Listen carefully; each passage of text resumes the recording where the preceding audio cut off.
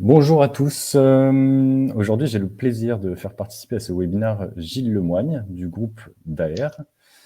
Gilles travaille à la DSI depuis 18 ans et il a débuté l'aventure avec nous en octobre 2015. C'est d'ailleurs un des premiers clients de Pinkflow. Alors, dans le groupe DAER, ce sont 5000 collaborateurs, couramment appelés compagnons ou encore frontline workers qui n'ont pas accès à des outils informatiques ou à la communication corporate. Et donc, Gilles va nous expliquer aujourd'hui comment la solution PingView lui a permis justement de répondre aux enjeux de ces frontline workers en leur diffusant la bonne information au bon endroit. Et avant de laisser donc la parole à Gilles, je vais rappeler en quelques secondes la mission de Pinkflow et les différents cas d'usage. D'ailleurs, si jamais il y a des soucis de connexion ou de son, n'hésitez pas à le dire. Alors chez Pinkflow, donc, notre ambition, pour ceux qui ne connaissent pas, c'est vraiment de vous aider à faciliter la visibilité de votre activité, dans le but d'améliorer la réactivité, la transparence des informations et puis la performance collective des différents collaborateurs. On intervient dans différents secteurs et on répond à différents cas d'usage autour de cette mission. Les zones de diffusion de ce que nous on appelle couramment des wallboards, donc c'est généralement les entrepôts avec des besoins de gestion logistique ou préparation de commandes, les ateliers en industrie autour des différents postes ou lignes de production, ou encore dans les bureaux, donc pour les fonctions support, comme aujourd'hui donc à la DSI, ou encore gestion de la relation client, voire communication aussi. Donc, nos clients, ils conçoivent ces wallboards en toute autonomie ou à nos côtés, car on a une expertise assez variée qui regroupe donc à la fois la gestion des flux de données, du développement sur mesure, en spécifique ou même en low-code, et encore toute l'expérience utilisateur et le design d'interface. Alors, ce webinaire aujourd'hui va durer environ 20 minutes. On va découvrir le sommaire ensemble avant que Gilles, du coup, introduise le sujet. Donc, ça, c'est le découpage qu'on a imaginé, qu'on a préparé avec Gilles. Donc, on gardera un temps aussi à la fin pour toutes les questions-réponses. Néanmoins, vous avez la possibilité à tout moment de poser une question ou même de réagir en direct via les emojis ou via le clavier, tout simplement. Donc, n'hésitez pas. Et puis, moi, je solliciterai Gilles si besoin. Ou alors, on gardera précieusement vos questions pour la fin. Voilà. Alors, sans plus attendre, Gilles, je vais te laisser la parole pour te représenter un peu plus en détail si tu le souhaites, et puis le groupe DAER aussi. D'accord, merci Christophe. Comme l'a dit Christophe, donc moi c'est Gilles Lemoigne, je suis en charge du développement et du déploiement des outils collaboratifs au sein du groupe DAER et aussi leur adoption. Donc DAER, rapidement, je vais vous faire une présentation. DAER, c'est donc un groupe français familial qui comprend 9500 collaborateurs, dont 5000 frontline workers, qui sont donc répartis sur 13 pays. Donc DAER a 3 principaux métiers qui sont constructeurs d'avions.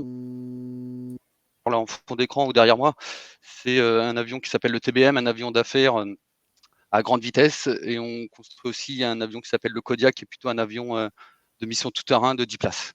On est aussi équipementier de rang 1 pour toute la partie aéronautique avec des grands comptes comme Airbus, Dassault pour nommer qu'eux. Et on a comme métier la logistique et du supply chain. Donc d'ailleurs, c'est 1,1 milliard d'euros de chiffre d'affaires par an. Et au sein de DAER, une spécificité, c'est la présence d'une direction des systèmes d'information, dans laquelle je suis. Et cette direction des systèmes d'information, c'est organisé en groupement d'intérêt économique. En fait, ça revient comme une SS2I, c'est-à-dire qu'on travaille pour un client qui est le qui sont en fait des services de conseil, de développement d'applications. On refacture aussi l'ensemble des licences, donc des licences Microsoft ou même des licences PingView à nos utilisateurs, et on revend. Donc voilà comment organiser la DSI rapidement au sein du groupe DAER. La DSI, c'est environ une centaine de collaborateurs sur les 9500, comme je disais précédemment.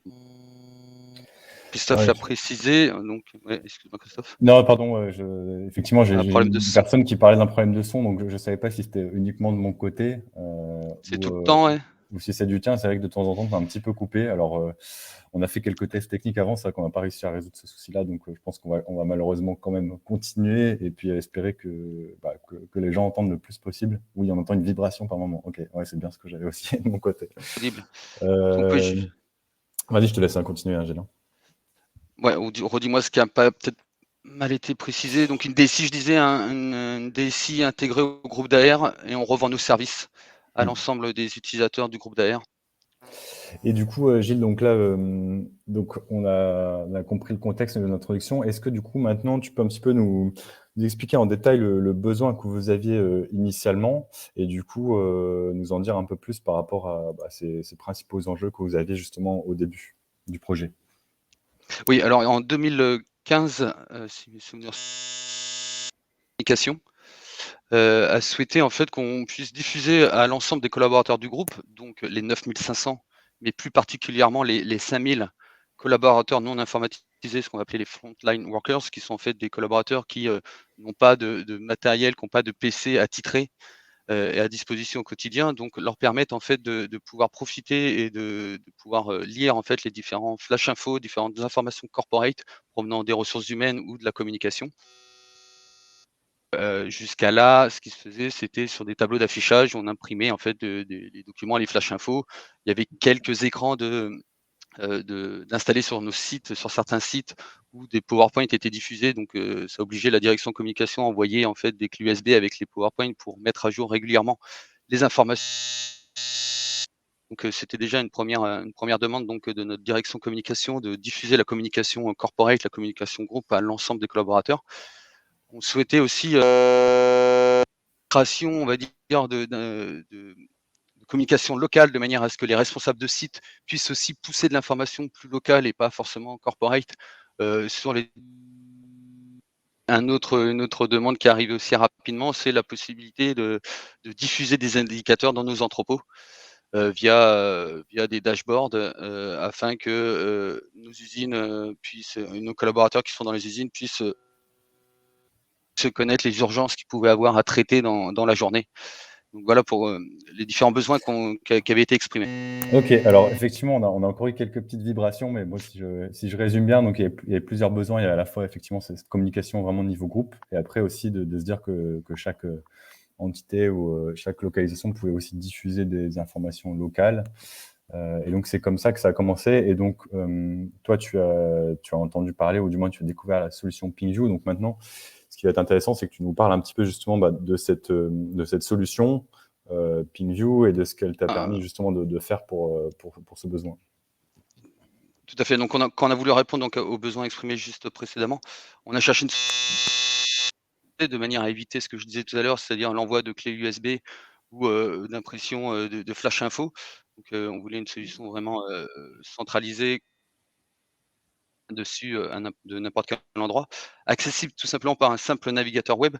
L'idée, c'était justement de réutiliser les écrans qui avaient pu être installés sur les.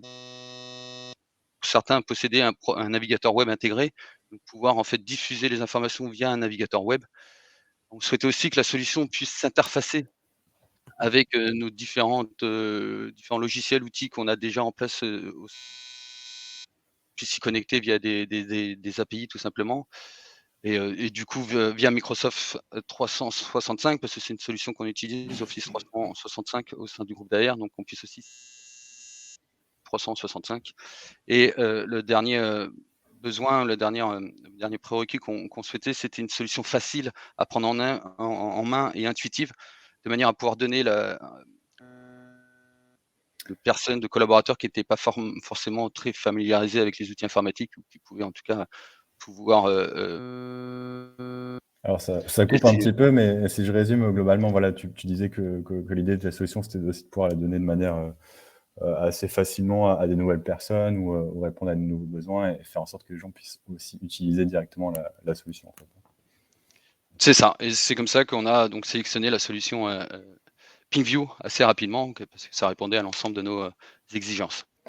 Et alors, donc maintenant, est-ce qu'en fait, donc tu peux nous expliquer un petit peu, donc justement, comment ça ça se passe aujourd'hui en termes de déploiement? Donc, on a compris qu'il y avait vraiment à la fois vraiment une communication groupe et puis après des diffusions plus locales. Est-ce que tu peux justement nous expliquer un petit peu comment ça s'articule aujourd'hui? Ouais, alors quand on a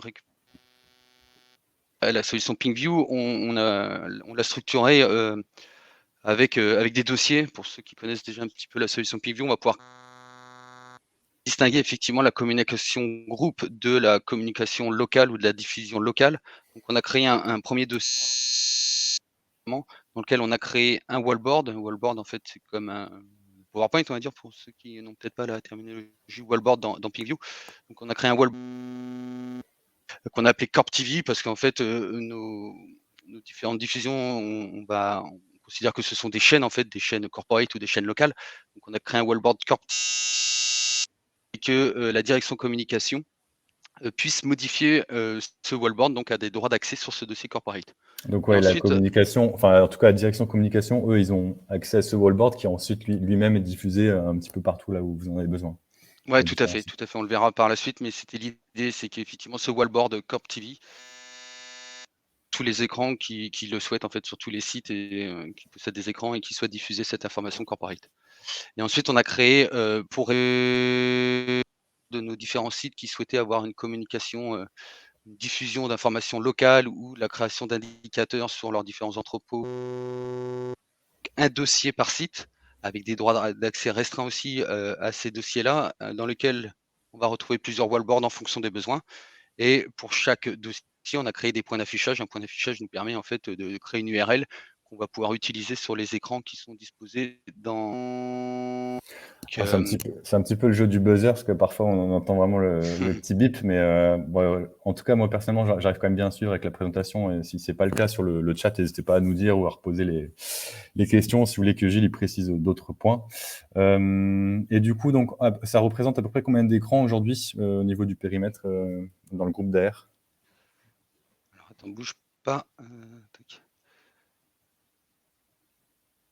Ah, tu as peut-être trouvé l'astuce pour enlever le buzz. Ouais, c'est ça, j'essaye.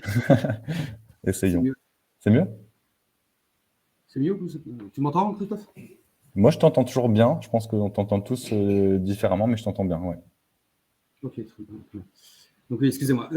Parle bien fort peut-être, parce qu'on t'entend un peu moins fort qu'avant, mais en tout cas, ça a l'air plus fluide au niveau du son. D'accord. Ouais, il y a quelqu'un qui nous confirme aussi, Arnaud, qui nous confirme que c'est mieux. Merci, Arnaud. Désolé, j'aurais dû faire ça depuis le début, excusez-moi. Donc, l'idée, ouais, donc on a créé un dossier donc, par site, donc c'est pour ça qu'on a remis les chiffres en dessous. Un dossier correspond à un site physique, hein, donc on a pour l'instant 10 dossiers, un par site, dans lesquels on a 14 wallboards cumulés et plusieurs donc, points d'affichage qui vont être diffusés sur 40 écrans disséminés sur l'ensemble des sites d'AR.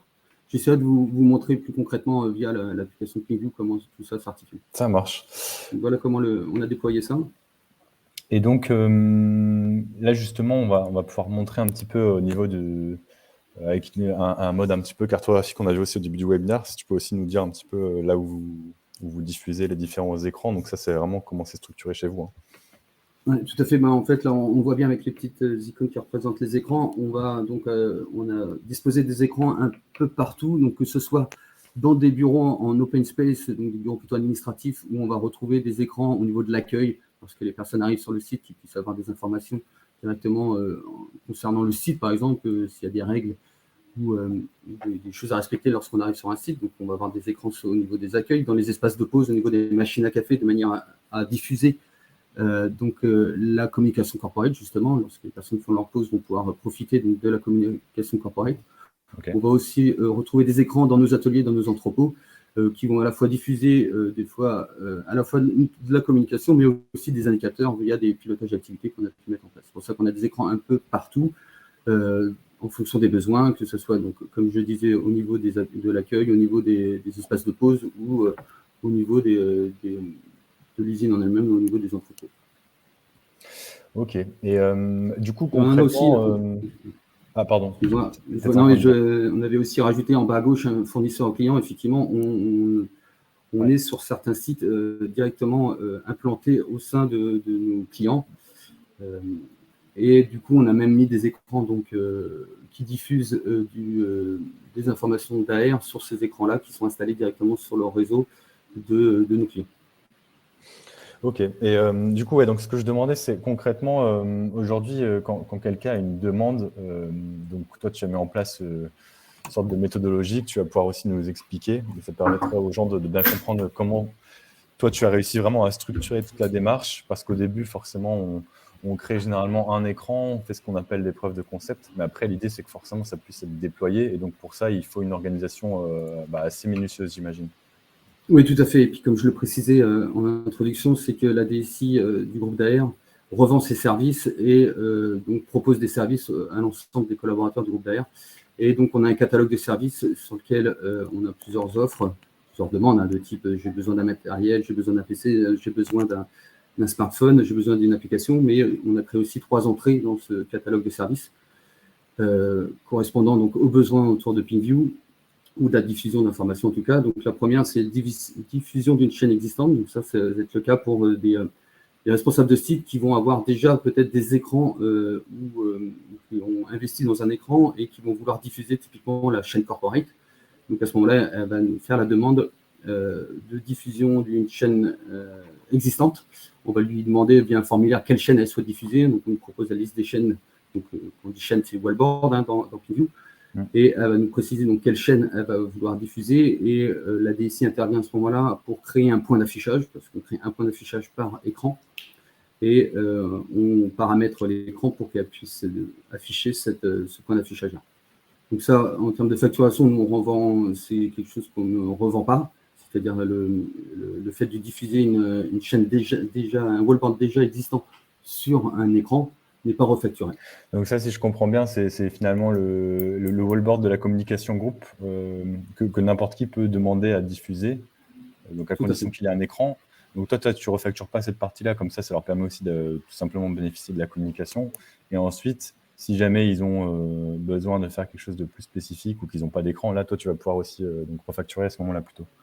Oui, tout à fait, c'est ça. Donc oui, tu parlais de la chaîne corporate, c'est celle qui est effectivement la plus diffusée au sein du groupe d'AR, mais on peut aussi avoir des chaînes qui vont être plutôt locales et qu'un autre site ou un autre entrepôt pas loin de ce site-là souhaiterait aussi utiliser ou diffuser. Donc on peut aussi diffuser ce type de chaîne et là on la diffuse gratuitement.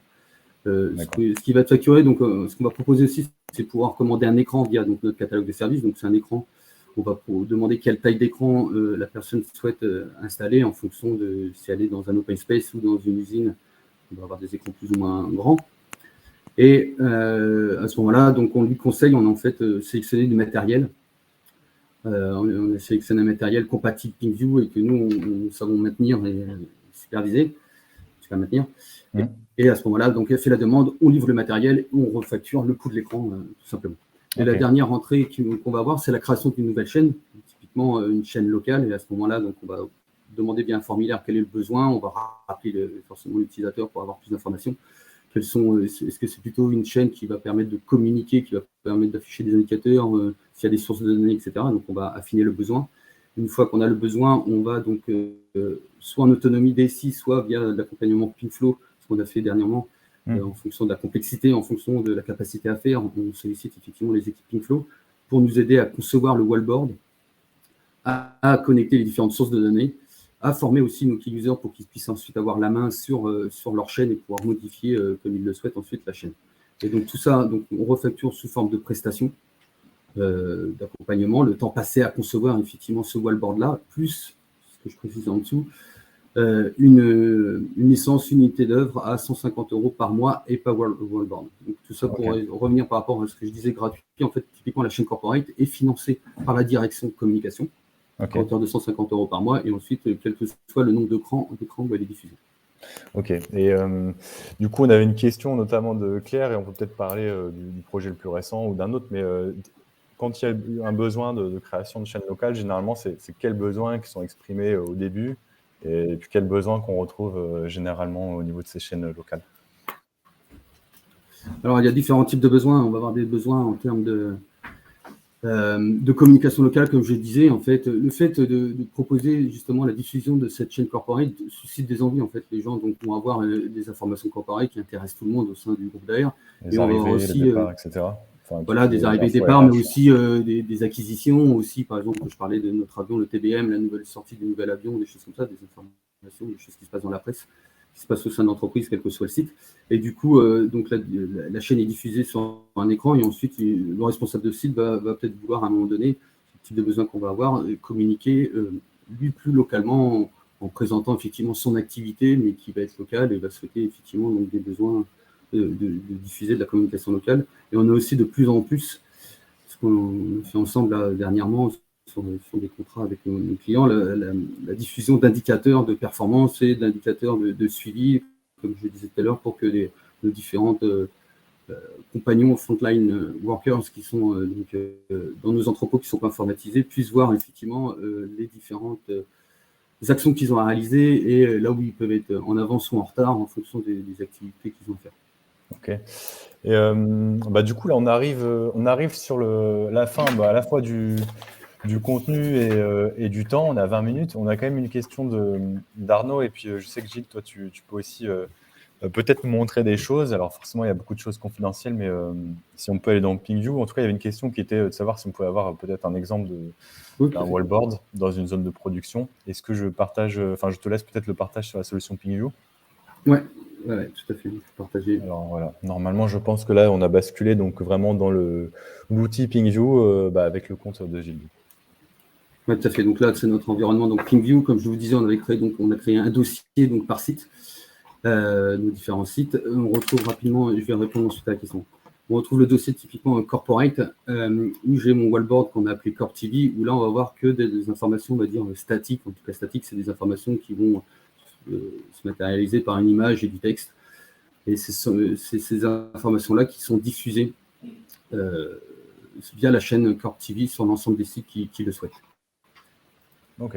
Si je reviens, si je vais vous montrer effectivement donc quelque chose qui est... C'est vrai que là, généralement, sur de la communication, en tout cas, il n'y a pas forcément un enjeu de connectivité de données, c'est plus de l'image et du texte.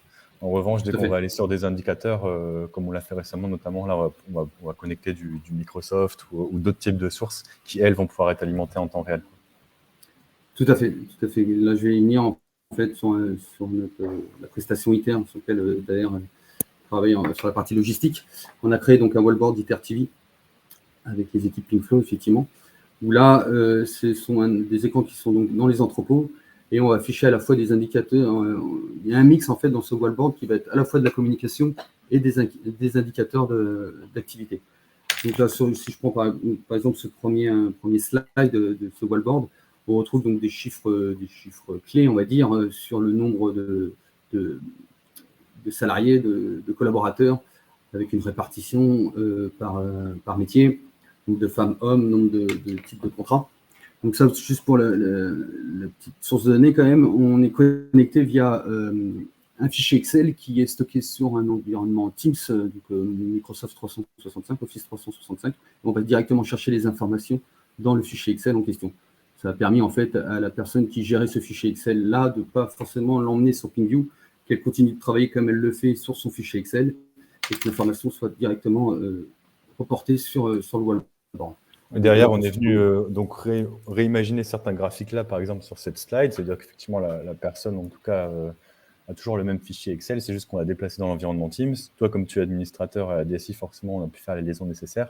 Et après, il me semble qu'il y a aussi d'autres slides où là, on vient aussi récupérer directement des graphiques qui sont déjà faits, parce que dans PingView, donc on peut soit restituer la donnée, soit aussi récupérer parfois des graphiques qui sont directement dans le Excel si c'est une volonté des équipes de ne pas avoir à tout refaire.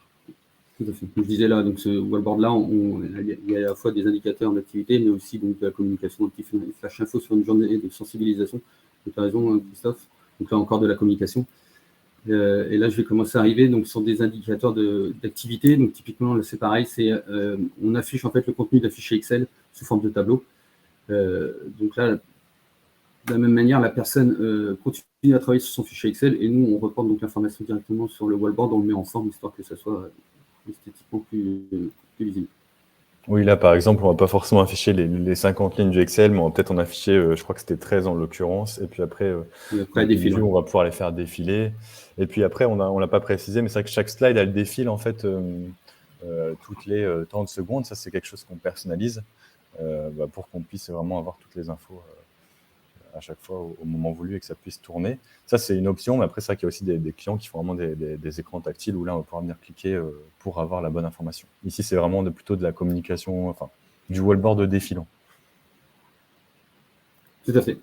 Alors, il y a des personnes qui ne voient pas apparemment le wallboard sur le chat, notamment Nicolas. Je ne sais pas, c'est ça qu'effectivement, moi, je le vois bien. D'autres le voient aussi. On verra si on peut peut-être renvoyer aussi à la suite du webinaire à tout le monde la présentation et puis peut-être quelques captures qu'on vous mettra, comme ça sera plus clair pour tout le monde.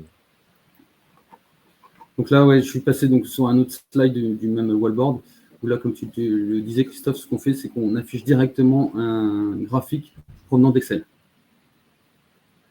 C'est-à-dire que là, pareil, la personne en charge du fichier Excel saisit ces données dans l'Excel, a créé son graphe qu'elle réutilise pour d'autres besoins, donc a créé son graphe directement dans Excel. Et avec PingView, on est en capacité, via des API, d'aller chercher directement le graphique sous forme d'image et de l'afficher sur un slide du wallboard. Et effectivement, si le graphe ou les données évoluent dans le fichier Excel, ça va évoluer en temps réel dans le wallboard. Donc ça, on a des slides, on a plusieurs de potentiellement, ils sont assez autonomes si demain ils veulent changer le graphique sans passer par une équipe IT comme toi ou quoi que ce soit. Finalement, ils savent que le graphique il est déjà connecté, donc ils vont pouvoir faire ça aussi directement dans leur Excel. Alors, on a quelques questions. Justement, c'est donc quel type d'application on a connecté. Alors, on parle plutôt de flux, donc là, on a Power BI, SAP, etc. Et quel est le niveau de personnalisation aussi possible pour une chaîne locale, jusqu'où finalement on peut aller avec la solution. Alors, on peut aller...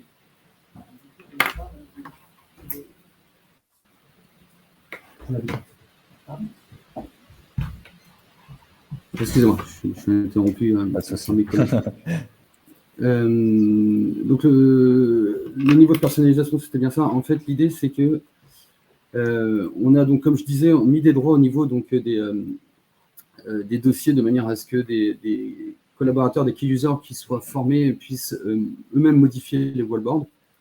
Et via une formation, on leur indique effectivement ce qu'ils vont pouvoir modifier ou pas modifier. C'est-à-dire que là, typiquement, pour modifier ce type de slide, ils pourraient modifier effectivement le texte assez facilement.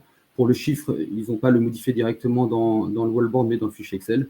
Et ensuite, sur d'autres, ils sont en totale autonomie pour venir modifier effectivement le texte ou les images. Donc, tout dépend en fait des wallboards, tout dépend des slides et tout dépend du besoin. Ouais, il y a un mélange du coup vraiment d'informations à la fois qu'on vient modifier directement depuis le wallboard, d'autres qui sont dans un fichier Excel. Et pour répondre à la question d'Arnaud, donc notamment Power BI, je sais que sur cette équipe-là, ce n'est pas encore le cas, mais il y avait aussi un besoin.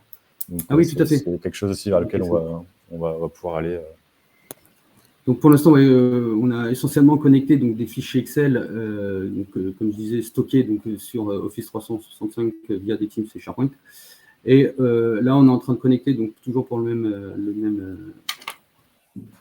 même wallboard.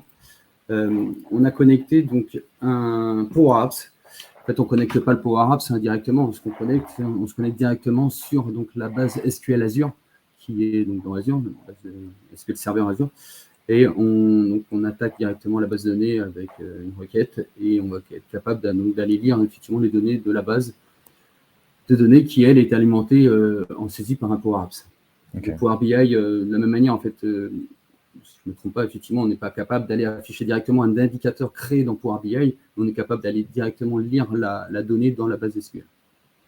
C'est ça. Alors là, c'est vrai qu'après, on est sur un niveau assez technique, mais effectivement, c'est vrai que la solution PingView, globalement, après, elle est là pour vous permettre d'agréger tout un tas de données différentes, donc que ce soit des web services, des API. Forcément, il y en a certaines qui sont plus standards que d'autres, type Microsoft, Google. Et puis, quand on veut aller dans du SAP ou des choses un peu plus poussées, ServiceNow, etc., là, effectivement, il faut qu'on puisse être en maîtrise vraiment du flux, comprendre comment il fonctionne. Donc ça, généralement, vous avez aussi des documentations quand vous utilisez ce genre d'outils pour qu'on puisse créer vraiment les passerelles entre vos outils et la solution PingView. Et une fois que cette passerelle elle est créée, finalement, le rendu visuel, il est assez illimité. Donc là, le travail, quand même, c'est de faire en sorte que ça puisse rester lisible pour les personnes qui vont juste regarder l'écran et qui n'ont pas forcément conscience de toute la partie technique qu'il y a derrière, en fait. Tout à fait. Et pour finir, pour la question d'Arnaud, effectivement, on n'a pas eu encore besoin de connecter SAP, mais si SAP présente des API, il n'y a vraiment pas de raison que PingView ne puisse pas y accéder. Ok. Et alors, nous arrivons sur la fin du webinaire. On a eu pas mal de questions-réponses en live, donc tant mieux. C'est toujours plus agréable pour nous. S'il y a d'autres questions, n'hésitez pas, on a encore 2-3 minutes. Désolé pour les petits problèmes de son au début. J'espère que ça a été quand même. Nous, on vous renverra dans tous les cas, donc à la fois le replay et puis surtout la présentation où vous retrouverez tout ce que Gilles finalement a dit. On va aussi essayer de mettre quelques captures si jamais on a cette autorisation-là de ta part, Gilles, 2-3 captures dans la présentation. Et puis, pour le son, encore une fois. Et puis, chez moi. Écoute, moi je trouve qu'on a pu quand même bien suivre. Puis peut-être qu'on s'est même plus concentré pour t'écouter et puis pour suivre la présentation, même si c'était pas volontaire. En tout cas, merci à tous. Et puis à très bientôt pour d'autres webinaires, parce qu'on essaye de tenir une cadence comme ça d'au moins un webinaire par mois. On voit que ça plaît bien. Donc n'hésitez pas aussi à nous faire des retours de ce qui a été et de ce qui n'a pas été, si vous le souhaitez. Merci encore Gilles pour ta participation, pour la présentation, et puis merci aussi à tous ceux qui nous ont accompagnés en live et qui nous accompagneront aussi en replay, parce que bien sûr on va aussi diffuser ce webinaire par la suite. Merci à vous. Bonne journée. Merci aux équipes, Nico. À bientôt. Bonne journée. Merci à toi Gilles. Bonne journée.